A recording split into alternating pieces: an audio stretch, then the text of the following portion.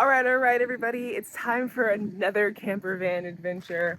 And this time I'm going to the West Fjords. This will be my humble abode. Over the last decade of living in Iceland, I have been on numerous solo trips, in particular solo camping trips, which is what I'll be focusing on for this particular video. From my own experience and helping other people to plan their trips through my private video consultations, I noticed there are some things that come up time and time again, especially for those who want to solo travel around Iceland. For anybody who's new here, my name is Jules. I've been living in Iceland since 2016, and I took my first solo camping trip in a camper van around Iceland in May of 2022. I decided to jump all in and do a 2-week ring road trip in order to really just allow myself to experience as much as Iceland on my own as possible. I was excited, scared, anxious, and just ready to get out there and do it. Thinking back to it, that was quite a long time to do my first solo camping trip, but it taught me a lot for sure. So I'm gonna do a rapid fire of 21 of my biggest lessons, mistakes, tips, and honest thoughts when it comes to doing a solo camping trip around Iceland. When you're in a camper van in Iceland, even if it isn't wintertime, I highly recommend using a heater and having a camper van that even has a heater. On most of my trips, I've used the Go Light camper, which is from the company Go Campers. And while it's kind of like a mid-sized camper van, first of all, it adds a lot of space. That is very helpful, but it comes with a heater. And the reason why this is necessary is because in the evening, even if the sun isn't always going completely down, it still gets cooler. Without another body there creating more heat, it can get pretty cold, even with a really good sleeping bag. So I usually turn the heater on, and the heater for the car is being charged as you're driving. So at night you have about like 8 hours of the heater, which sometimes you don't even need all that. You can just turn it on, let the van get nice and toasty, and then turn it off for when you're gonna go to sleep if you feel that that's enough heat for you. And I use that heater all of the time, even in the height of summer, like July, August. It was amazing, and I don't think I would have enjoyed sleeping if I didn't have a heater, so just something to keep in mind. While Iceland is safe, you still need to be smart about your belongings, about putting things away. So there are compartments that are within the different camper vans that are hidden away, and one of the camper vans I was in, I mentioned the Go Light, they have like the seats where you can pull those up and stuff your things inside, not visible to anybody outside of the van. It isn't typical that people's vans are getting broken into, but it can happen. And while that really sucks, I would say you have a very high chance of making that avoidable by just securing your stuff away when you leave your van, by locking it. I always lock my van if I was going away from it. Even in the middle of the night, when I was going to the bathroom, I would have my key and lock my van, and then when I came back, unlock it and get into it. When I slept at night, I would lock the van just in case someone actually made a mistake of going into the wrong van, because that can happen. And so that's not so much of someone doing anything ill-intentioned, but rather just making a mistake. But it's good to feel safe and know that like your van is secure. And there have been some pickpockets that have been Reykjavik, the Golden Circle, and like areas like that. So even if your van itself is secure, definitely make sure that yourself, in terms of your bag, that's always like in view, and you have it zipped up or you have it secured in a way that people can't just go in, take your stuff, and go off with your passport, money, whatever, wallet, all that stuff. I always recommend getting the best possible insurance that you can afford. There's travel insurance, of course, but if you're gonna be in a camper van, then getting the insurance for sand and ash. I know that that can add a bit more on to the cost of your van, but unfortunately, I have seen people who didn't have this insurance and they got caught up in a terrible windstorm that blew out the windows or scratched the paint of the car really badly. And then you have to take on the cost of what's left over after the basic insurance kicks in. I also often tell people to look into the insurance that your credit card provides to see if that provides enough. However, sand and ash is pretty unique to Iceland, so I don't think that's something that your credit card might have. Check it anyway, just to make sure. But if not, then it is worth it, especially on a longer trip, to have that insurance. You can use my discount link that saves you 7% on the total cost of your camper van, plus get a free sleeping bag. So with my link, once you click on it, you put in your dates and the 7% will automatically be applied to whatever car that you choose. As I mentioned, the Go Light is the one that I preferred, especially since you could change the bed into a table and vice versa. So on bad weather days, you could end up having like an all inside kind of cozy environment. And when you get to extras, if you toggle the sleeping bag, you get a free sleeping bag applied without the extra cost. A portable charger, I live by this mainly because I like to take a lot of photos and videos and also just talking on my phone, using it while you're in the camper van. Yes, many of the camper vans do have it where you can plug in to charge your phone, but when you're out and about, or if that thing doesn't work for whatever reason in the van, usually they do, but just in case, it is always good to have a backup. That has saved me on trails when I'm getting a lot of content. I had to plug my phone in order to then, be able to communicate, use social media, whatever.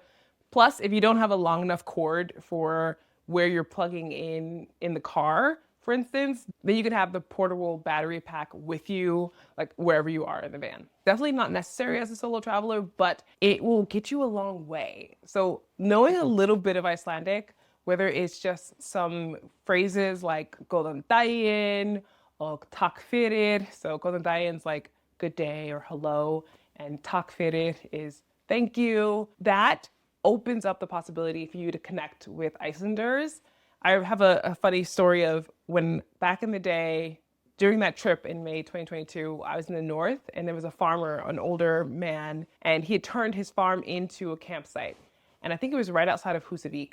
And I ended up going there and like practicing my Icelandic. Now, granted, I'm not saying that you should be at a conversational level, but the fact that I greeted him in Icelandic and we were chatting a bit, it just made him so happy, first of all, but also really excited to have someone and to meet somebody who was making that effort to try and like communicate a little bit in his language. And I remember the trip where he was like, "Are you gonna come back?" And I was like, "Yeah, one day." I haven't yet, actually, but I hope to do that in the future. And it just, again, like as a person who's traveling by yourself, you get a chance to interact differently with the people who actually born and raised here if you just throw in a little bit of Icelandic here or there. This is so important. It doesn't matter if you're a solo traveler or not, but it will save you to know how to layer for Iceland, whether it's winter or summer. I do have a free ultimate packing checklist, which you can get in the description. And as you go through your trip, you'll see, regardless if you're here for 3 days, 5 days, 2 weeks, that you'll have to put on and take off your clothing because the weather changes so much.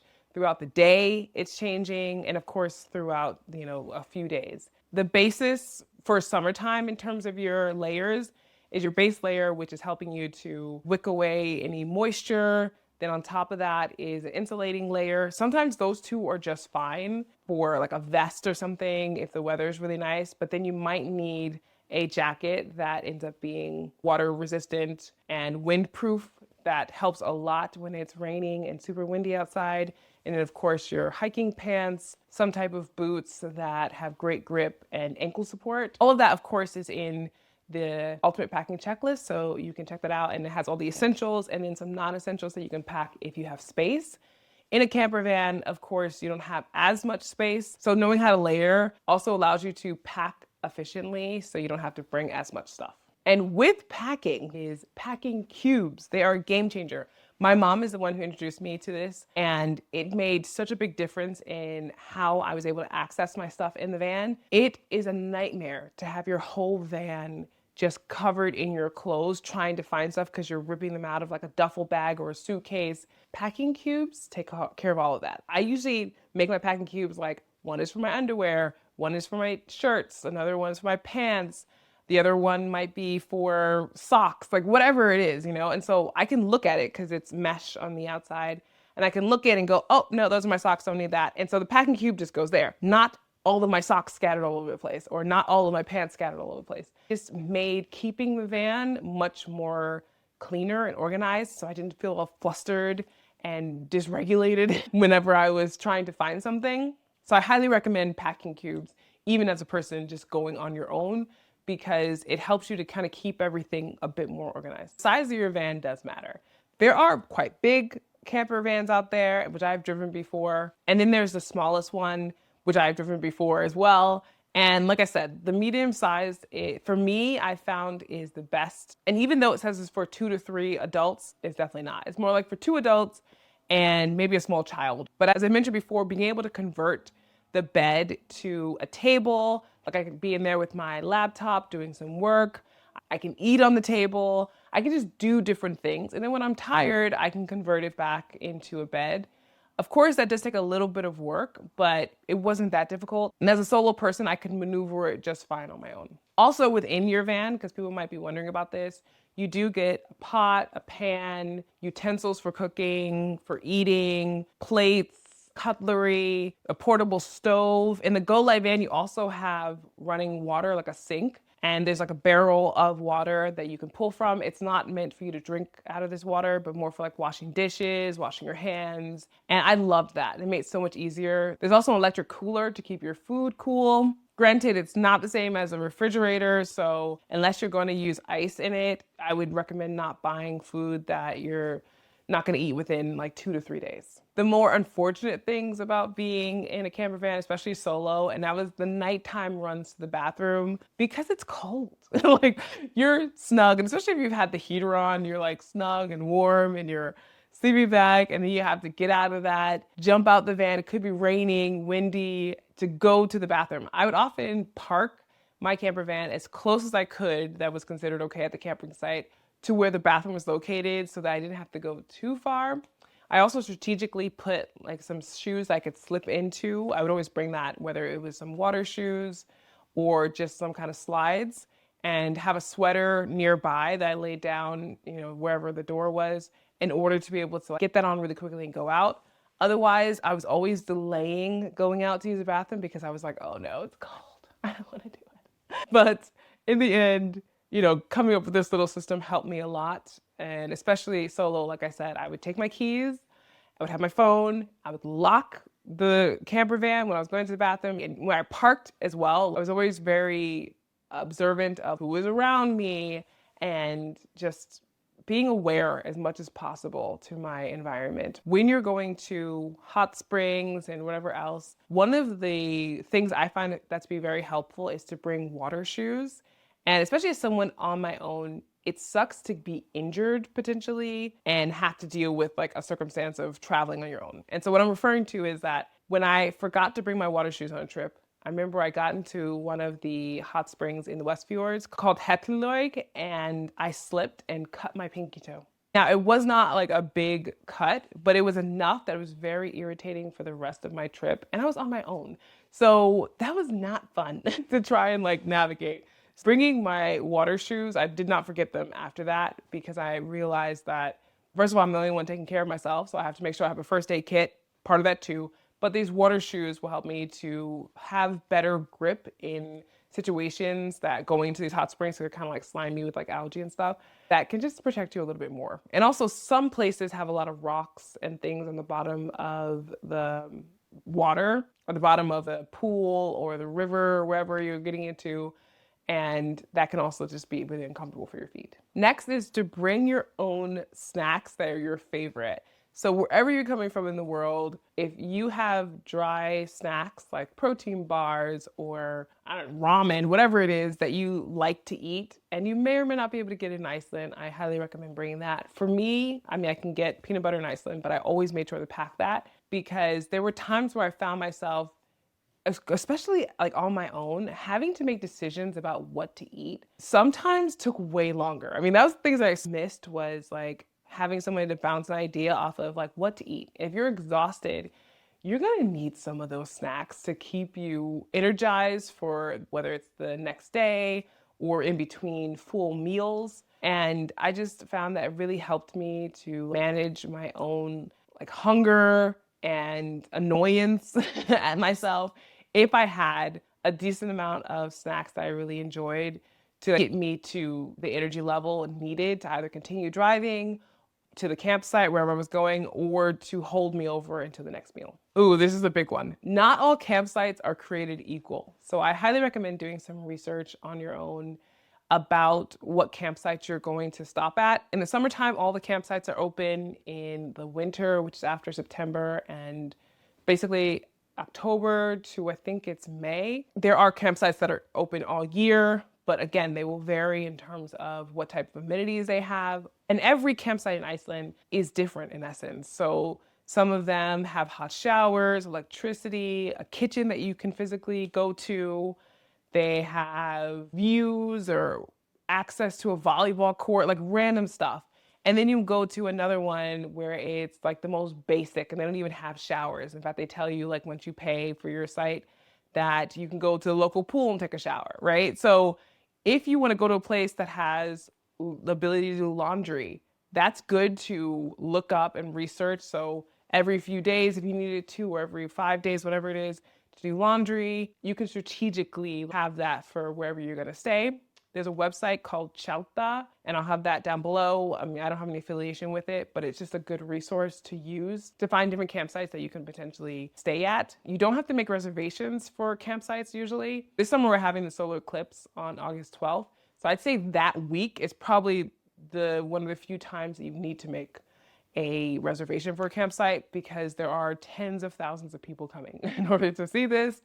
And a lot of them plan to camp because accommodations are crazy expensive. Also, when we have Vesturnorðmannahelgi, where a lot of Icelanders go out and do camping, that's another time where you could potentially need to reserve your spot. I have those dates, at least for 2026, in the description below. Speaking of local swimming pools, this next one is great, and I think a great way to relax and to meet people, if you're into meeting people while you're solo traveling in your camper van, is to go to the local swimming pool. Because every town pretty much in Iceland has a swimming pool, and most of them even have a beautiful slide. They have different types of hot tubs.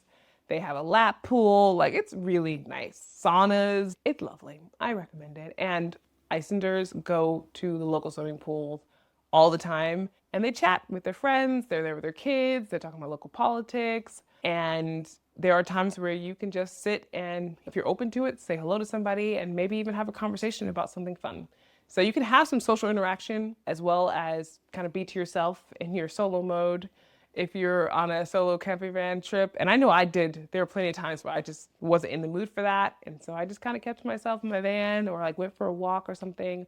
But if I really did want to have that social interaction, it was cool to go to the pool and just strike up a conversation. It might be surprising to hear that cooking in the van is surprisingly cozy. As you're on your own, picking what you're going to eat that night. Like, I often had different things in my electric cooler that I could warm up. And I so enjoyed cooking in the van when the weather was not great. So if it was raining a lot, and there were different vents in the van. So it was not like I was smoking myself out or anything. But I also could just open the doors, make it so that there's enough air coming in. And I normally don't cook anything smelly. I'm plant-based, so it wasn't hard to just like have good smelling, delicious food that I was cooking and enjoy being able to be by myself, cook, clean up with the little sink. I didn't have to go out of the van to do any of the work for getting myself like organized and clean again.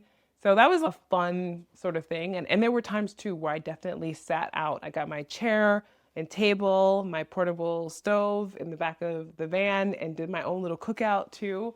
So all of those were possible, but in Icelandic weather, it's more likely that the weather is windy and rainy, and it's harder to be able to cook outside. So having the option of inside is amazing. It is so easy in Iceland when the roads are just stretching really long and you've been by yourself, maybe played all the music that you want, listened to all the podcasts, audiobooks, all of that, that you're just like, I'd like to get there a little faster, and you just speed faster than what would be okay in Iceland. So the speed limit here, like the max, is 90 kilometers per hour, and that is around 50 something miles per hour. Like, it's not fast, basically. And not all camper vans have cruise control, so being mindful of the speed is very important, especially if there's someone who's on a budget and you don't want to potentially pay $500, $900, crazy, but it can happen. And I just highly recommend keeping your eye on the speed, especially if you have a budget. If you got all the money to burn,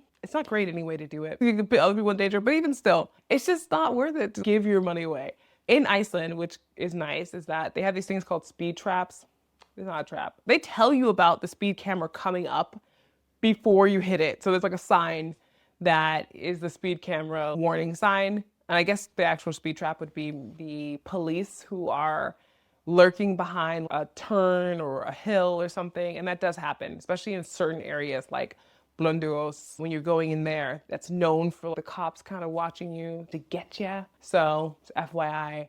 But you could just take in the atmosphere. And if you're tired, find a safe place to pull over. If you need a little bit more time at a camping site to rest, do that. While you're on the road, you'll definitely see how much the Icelandic weather changes and even road conditions. So what I mentioned in May of 2022, when my first trip, for that 2 weeks, I had everything you could imagine. I had snow, wind, rain, sun, still conditions. I had some really, really beautiful days, and I had some days that were just wicked. So just be mindful of that. And if you want to be able to check the condition, if any weather warnings are happening, safetravel.is, you can go on there and you can actually put in what your travel dates are. So if something were to happen, there are people who could check up to see like what's going on with you, as well as road.is. If you want to see the conditions of the road before you were to go there. For instance, when I was going to Seyðisfjörður in the east, I saw that up on the mountain, because you have to go up to come back down into the fjord, there was snow there. And I was on summer tires and it was a decent amount of snow. I still went. It was fine. I went slow, but it was helpful for me to manage my expectations to actually see that the road conditions were like this. So I knew to take my time instead of being like caught off guard and thinking that all the roads were going to be the same, which was pretty much not having any snow on them. But the higher in elevation that you go, the more of a chance you're going to have snow in Iceland. So most people that have heard about the Highlands are aware that you have to ford rivers, potentially ford rivers, and it can be really rough roads. Not everyone goes into the Highlands solo, and I think that's a good thing, but there are some places that you can go solo into the Highlands. Now, if you are comfortable with fording rivers and whatever else, that's a different story. I still think it's good to go with multiple people because while there are some phone service, it would suck to be stuck in an area where you don't have any and something happens, like your car drowns or, some accident or whatever. But places like Hverdalir or Kerlingafjöll, those for solo travelers, especially people who are not used to going into Highlands, I feel like is a great beginner way. You do need a camper van that is insured for F-roads or Highland roads. They do have different types of camper vans, campers, for instance. And you could use my 7% discount link in order to save, because the more advanced in terms of what the camper van can do, the higher the cost, but worth it just because it gives you the ability to go into these places that are absolutely beautiful. And Hverdalir, for instance, you don't need to ford any rivers. There's no longer a river that you have to drive through, so that makes it quite nice, and you get to this really beautiful geothermal area that is mind-blowing. While some people might know this already, I'm going to mention it anyway, and that is that you have to camp at a campsite in Iceland. And there are some people who, you might be traveling on your own, you're tired, just like, oh, I'm just going to pull over here. Sorry, you can't do that. Same thing in Reykjavik. You can't just park on the street and camp outside of, in a neighborhood or whatever. You have to go to an official campsite. And if you were to go on like private land, as long as you had permission from the person who owns the land to camp there, that is allowed. But for the most part, it's more secure to go to a campsite, designated campsite, and do it there, or else you can get a fine. And I think also safety-wise, just as someone who's traveling solo, it is way better to make sure you're in a secure area where also if you needed help or assistance or whatever else, you can get it because you're at a place where there's actually other people and they're meant to service people who are using the land. Overall, traveling solo for me has been an amazing experience, and it's a transformative experience in general, but on your own adds a special element because you have a lot of time to think, to explore. And in Iceland, one of the things I've loved is being able to have space and time in nature to just feel it, absorb it, and release, and be able to feel at peace with having beautiful moments in such an incredible atmosphere. So I hope that this is helpful for anyone who's considering to do a solo camper van trip around Iceland, or at least like certain parts of the country. I have some free resources below that can help you with planning your trip, like my ultimate packing checklist, my discount code bundle, which will help you to save money while you're here, and my ultimate guide to renting a car in Iceland. Things about driving here, road signs that might be different than what you're used to. So you can check that all out below.